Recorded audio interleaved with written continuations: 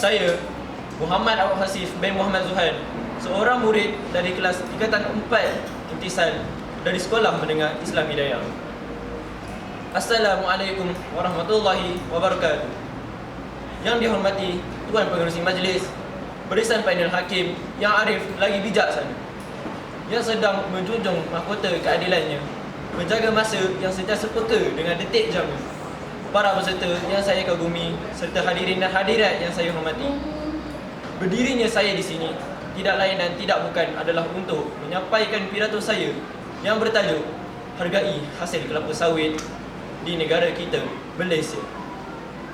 Hadirin sekalian, penanaman sawit bermula secara besar-besaran di Malaysia pada tahun 1960-an.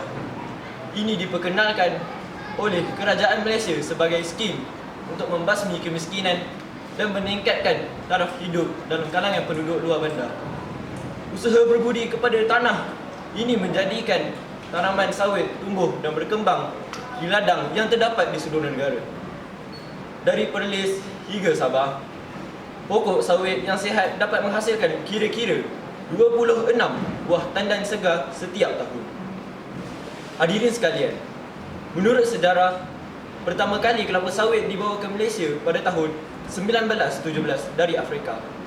Ladang berskala komersial pertama di Malaysia telah ditubuhkan di Tenangaran Estate di Selangor. Malaysia sebagai pengeluar kedua terbesar minyak kelapa sawit dan pengeksport utama telah menanam di 43 negara di seluruh dunia dan digunakan di lebih 100 negara. Banyak makanan yang kita makan dibuat dengan minyak sawit.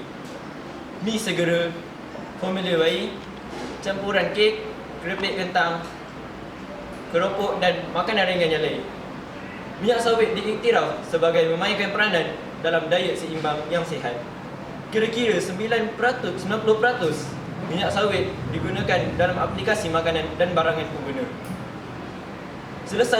Selesai bicara tentang sejarah kini, mari kita sama-sama semak tentang industri minyak sawit di Malaysia yang secara langsung menggaji lebih 570,000 orang dan menyumbang sebanyak 21.09 bilion dolar kepada ekspor Malaysia.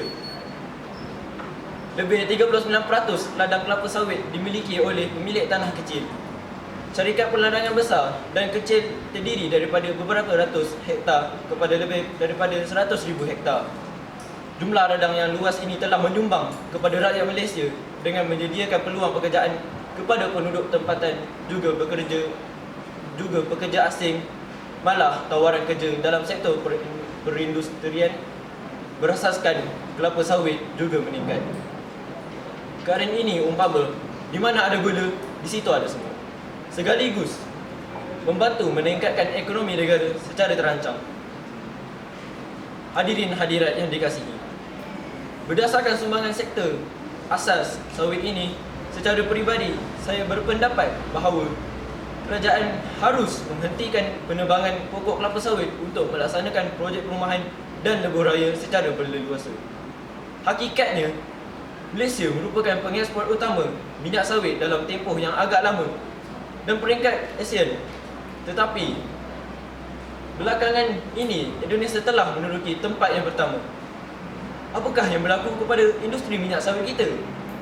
Kita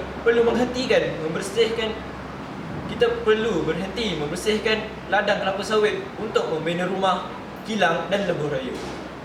Kita perlu tanam semula pokok-pokok kelapa sawit supaya dapat mengeluarkan lebih banyak hasil tandan yang berkualiti. Kita perlu menanam lebih banyak pokok kelapa sawit untuk hasil yang lebih lumayan dan konsisten agar terus membantu ekonomi negara yang semakin kukuh. Hadirin yang dirahmati sekalian, antara pelbagai sumber lemak, minyak sawit sememangnya menjadi pilihan utama restoran dan pengeluar makanan kerana kepelbagaian aplikasi. Untuk mengatasi pelbagai salah tanggapan mengenai minyak sawit, Kementerian Perusahaan, Perladangan dan Komoditi melalui Majlis Minyak Sawit Malaysia MPOC telah melancarkan kempen minyak sawit Malaysia penuh kebaikan Malaysian Palm Oil Full of Goodness pada Januari tahun ini. Sebagai rakyat Malaysia, kita semua harus menyokong kempen ini dan membantu mewujudkan lebih banyak kesedaran tentang faedah minyak sawit dan bersama-sama menjayakan kempen hargai minyak sawit kita secara berterusan. Selesai sudah pidato bicara, perkara baik jadi pedoman. Andai kata terlanjur kata, salah silap harap dimaafkan. Sekian, wabillahi taufik wal hidayah. Wassalamualaikum warahmatullahi wabarakatuh.